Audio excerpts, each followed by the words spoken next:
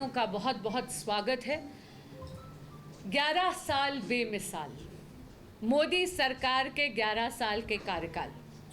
ये कार्यकाल केवल एक राजनीतिक व्याख्यान नहीं है, ये राष्ट्र नीति का निर्माण है। शिखा जी मेरे बगल में बैठी हैं, यहाँ पर ये तो खुद इस बात की साक्षी हैं, मेरे बाकी विधायक बंधु और दोनों जिलाध्यक्ष भी इस बात के साक्षी हैं। आप सबको याद होगा कि 2014 से पहले कश्मीर की भूमि पे अगर आप तिरंगा जाके फहराना चाहते थे तो वो अपने आप में एक चुनौती बन गया था।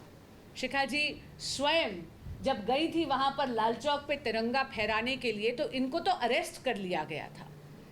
लेकिन अब अगर आप मुड़कर देखते हैं तो 2014 में जब भारत के देवतुल्य मतदाता ने आदरणीय प्रधानमंत्री श्री नरेंद्र मोदी जी को इस देश का प्रधान सेवक चुना, तब से लेकर अब तक 11 साल में ये बदलाव आ गया है कि जब आप चेनाब रिवर पर विश्व का सबसे ऊंचा रेलवे आर्च ब्रिज उनके कर कमलों से इनॉग्रेट होते हुए देखते हैं तो हाथ में वो तिरंगा लिए जम्मू कश्मीर की पावन भूमि पे उस रेलवे आर्च ब्रिज की लेंथ और ब्रेथ नापते हैं। मित्रों, ये केवल बदलाव नहीं है, ये भारत के मनोबल का बदलाव है और ये हैं 11 साल बेमिसाल। भारत की सुरक्षा की बात करें तो मोदी सरकार ने प्रण लिया है 2026 तक भारत को नक्सलवाद से मुक्त करने का। आज आप जानते हैं कि 60 डिस्ट्रिक्ट पूरी तरह से नक्सलवाद से फ्री हो गए हैं, मुक्त हो गए हैं। इसी तरह आप ये भी जानते हैं कि जब जब भारत की सुरक्षा पर पाकिस्तान से स्पॉन्सर्ड आतंकवाद ने हम पर आघात करा है, तब तक मोदी जी के कुशल नेतृत्व में हमारी आर्म्ड फोर्सेस ने जाकर पाकिस्तान के घर में घुसकर आतंकवादियों को मारा है। उरी के बाद हुई सर्जिकल स्ट्राइक के साथ साथ हाल ही में हुआ ऑपरेशन सिंदूर ये तय कर दिया है कि उसने ये तय कर दिया है कि भारत की मोदी सरकार के कुशल नेतृत्व में भारत की जीरो टॉलरेंस है टेररिज्म के खिलाफ। मैं जानती हूं कि 11 साल बेमिसाल में आपने कई प्रेस वार्ताओं में पार्टिसिपेट करा है, लेकिन आज इस प्रेस वार्ता में आपको मैं अपना अनुभव भी बताना चाहूँगी। ऑपरेशन सिंदूर की सफलता के बाद मोदी सरकार की एक बहुत बड़ी डिप्लोमेटिक विन थी। उन्होंने राजनीतिक विचारधारा की भिन्नता को एक तरफ करवा के ऑपोजिशन और ट्रेजरी बेंचेस के एमपीज के 7 अलग अलग जत्थे भेजे और उस जत्थों में आपने देखा था उसमें मुस्लिम लीग भी थी, उसमें कांग्रेस के लोग भी थे, उसमें भारतीय जनता पार्टी के लोग भी थे, बीजू जनता दल के लोग भी थे, अलग अलग विचारधारा के लोग थे। और ऐसे ही एक जत्थे में मुझे जाने का सौभाग्य भी मिला। मुझे इतनी खुशी होती है आपको ये कहते हुए कि विचारधारा की भिन्नता को एक तरफ रख कर एक एक व्यक्ति ने केवल और केवल भारतीयता की बात करी। भारत का जो स्टांस है जीरो टॉलरेंस अगेंस्ट टेररिज्म, उसकी गूंज 33 देशों में आपको मिली। अपने अनुभव से आपको बताना चाहूँगी कि कोविड के समय में जो भारत ने मोदी सरकार के कुशल नेतृत्व में वैक्सीन मैत्री करी थी, जहां 48 देशों में भारत ने संजीवनी बूटी की तरह मुफ्त कोविड की वैक्सीन भेजी थी, उसका क्या असर हुआ है ये तो मुझे देखने को मिला। मैं वेस्ट अफ्रीका के 3 देशों में गई थी, कॉन्गो, सियरा लियोन और लाइबेरिया, और एक एक देश ने वहाँ पर मोदी जी का धन्यवाद करते हुए भारत सरकार का धन्यवाद करा, भारतीयता का धन्यवाद करा कि कोविड जैसे एक महामारी में मुफ्त वैक्सीन्स भारत ने दी। मोदी जी के नेतृत्व में भारत विश्व की फार्मेसी बन गई है। यही नहीं, एक तरफ तो हम विश्व मित्र की भूमिका निभा रहे हैं, दूसरी तरफ हम विश्व गुरु की भूमिका भी निभा रहे हैं। G20 में जब प्रेसिडेंसी थी तब आप जानते हैं कि भारत की अध्यक्षता में वसुधैव कुटुंबकम यानी पूरा का पूरा विश्व एक परिवार है, इसका पाठ मोदी ने सरकार ने विश्व के कोने कोने तक G20 की अध्यक्षता में पहुंचाया। अफ्रीकन यूनियन को पहली बार परमानेंट मेंबर G20 में लाने वाले नरेंद्र मोदी थे। ये बहुत बड़ी बात है।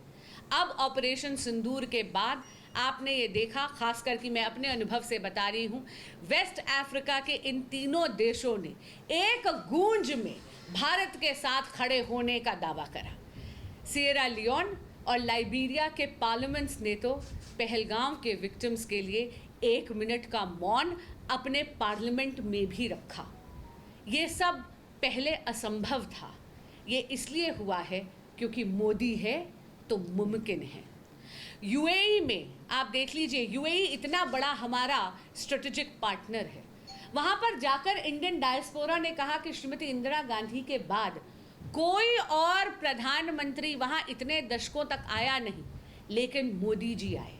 वहाँ के इंडियन डायस्पोरा ने मुझे बताया, उन्होंने ये कहा कि जब से प्रधानमंत्री श्री नरेंद्र मोदी आए हैं, इंडियन डायस्पोरा का सर गर्व से ऊंचा है। एक अलग आदर, एक अलग सत्कार, एक अलग सम्मान, एक अलग रिस्पेक्ट के साथ भारतीयों को अब देखा जाता है। क्यों? क्योंकि हम फ्रैजाइल 5 से अब विश्व की चौथी सबसे बड़ी अर्थव्यवस्था बन गए हैं वैश्विक पटल पर। मैं कहूँगी महत्व आपको ऑपरेशन सिंदूर के बाद दिखा है, इसीलिए पूरा का पूरा विश्व भारत का डंका मानता है और भारत के साथ खड़ा भी है। ये जो 4th लार्जेस्ट इकोनॉमी हम बने हैं, ये बिना हमारी मातृशक्ति के अधूरा था। अरे जब देवताओं को भी असुरों पे चढ़ाई करनी थी तो सबसे पहले माँ दुर्गा का आवाहन करा था। उसी तरह विकसित भारत की नींव बिना मातृशक्ति के अधूरी है। आप ये देखिए कि उस मातृशक्ति जिसने इस देश को बचत की आदत दिलाई, जिसने बजटिंग सिखाई, वो ही ऑर्गेनाइज्ड बैंकिंग का हिस्सा नहीं था। और इसीलिए पिछले 11 साल में मोदी सरकार लेकर आई प्रधानमंत्री जन धन योजना। मुझे इतनी खुशी है ये कहते हुए कि आधे से ज़्यादा बैंक अकाउंट्स इसमें महिलाओं के खुले हैं। यही नहीं, मुद्रा योजना में 68% लोन इस देश की मातृशक्ति ने लिया है। अगर हम ड्रोन दीदी की बात करें तो एक ऐसी योजना मोदी सरकार लेकर आई है जहां पे महिलाओं का केवल आर्थिक सशक्तिकरण ही नहीं हो रहा, कृषि में हम टेक्नोलॉजी को लेवरेज कर कर कृषि परंपरा और कृषि प्रक्रिया को भी और आधुनिक बना रहे हैं। लखपति दीदी का टारगेट 1 करोड़ लखपति दीदी का तो हम ऑलरेडी अचीव कर रहे थे और इसीलिए अब उस लक्ष्य को बढ़ाकर 3 करोड़ लखपति दीदी बनाने का कर दिया गया है।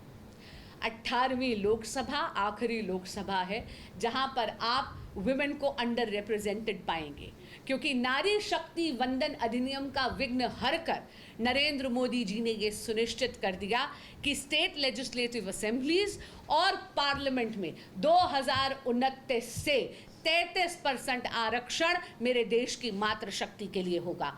यानी मेरे देश की नारी शक्ति अब भारत की भाग्य विधाता बनेगी, भारत के नीति निर्माण में अपना योगदान देगी। आर्थिक सशक्तिकरण की यदि हम बात करें तो विकसित भारत की नींव हमारे यूथ के बिना भी अधूरी है। आज के दिन आप ये देखिए कि स्टार्टअप इकोसिस्टम में भारत 3rd लार्जेस्ट इकोसिस्टम बन गया है। अनगिनत यूनिकॉर्न्स आपको यहाँ पे मिला है और ये सब केवल स्टैंड अप इंडिया और स्टार्टअप इंडिया जैसी रेवोल्यूशनरी योजनाओं के कारण हुआ है। अगर हम आर्थिक सशक्तिकरण की बात करें तो जो इंफ्रास्ट्रक्चर में इतना बड़ा एक रेवोल्यूशनाइज करा गया है वो देखने वाली बात है। एक ही उदाहरण देना चाहूँगी, केरला में जो एक इंटरनेशनल डीप वाटर सी पोर्ट बनाया है आदरणीय प्रधानमंत्री श्री नरेंद्र मोदी जी ने, वो विश्व का सबसे बड़ा पोर्ट है जहां पर सबसे बड़े कंटेनर शिप्स को डॉकिंग की अनुमति दी जा सकती है और सुविधा दी जा सकती है। मित्रों, ये गाथा प्रगति की गाथा है, ये गाथा विकास की गाथा है। लेकिन जब हम विकास की गाथा करते हैं तो साथ साथ हम सुशासन और गरीब कल्याण की भी बात करते हैं। आप भी जानते हैं कि 81 करोड़ लोगों को कोविड के समय से मुफ्त राशन दे रही है मोदी सरकार।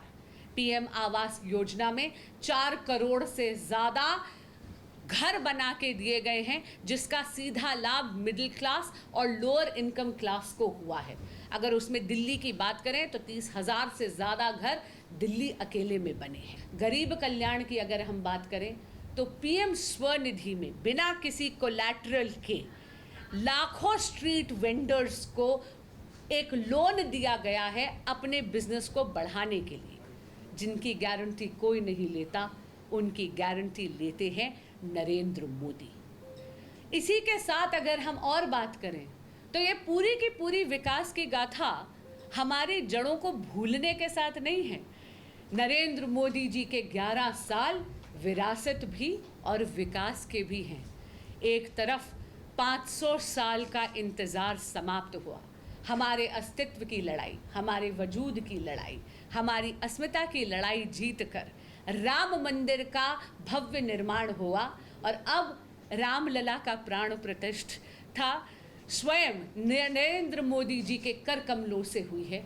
500 साल की प्रतीक्षा समाप्त हुई। बाबा महाकालेश्वर का कॉरिडोर बना, काशी विश्वेश्वर का कॉरिडोर बना। ये सब मैं आपके समक्ष क्यों रख रही हूँ? क्योंकि 11 बहुत शुभता का नंबर है, लेकिन अभी सिर्फ 11 साल ही हुई। वो कहते हैं ना, पिक्चर अभी बाकी है मेरे दोस्त। पर अपने मीडिया के बंधुओं के माध्यम से, आपसे, इस देश के देवतुल्य मतदाता से मोदी जी के लिए और मोदी सरकार के लिए कर्म का आशीर्वाद मांगती हूँ और भारत के लिए प्रगति का, यशस्वी होने का और विजयी होने का आशीर्वाद मांगती हूँ। बहुत बहुत धन्यवाद। मेरे साथी विधायक और दोनों जिला अध्यक्ष एक एक पहलू पे 1.5 या 2 मिनट बोलकर आपको और डिटेल में बताएंगे। बहुत बहुत धन्यवाद। आप देख रहे हैं सौगंध टीवी, सौगंध वतन की।